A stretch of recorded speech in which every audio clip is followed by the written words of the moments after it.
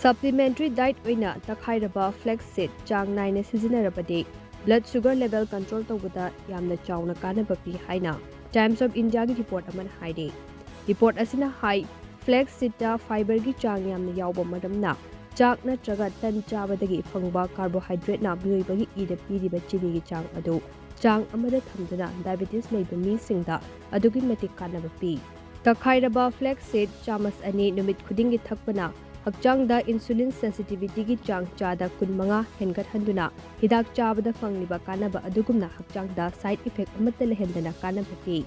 masida sunatana flaxseed ta yawba lignans haiba polam asina diabetes naraba milsingda oxidative stress ngakthokuna singli nauri gi anaba fahanbada chawna mateng pangi haina report asida palle nakal amaromda takhairaba flaxseed chang naina numit khudingi sizinabana good health Chaba tumhanba heart ki anaba sam kenba amadi cancer nabagi chang panthahanbada mateng pangi haina Times of India gi report asina makha tare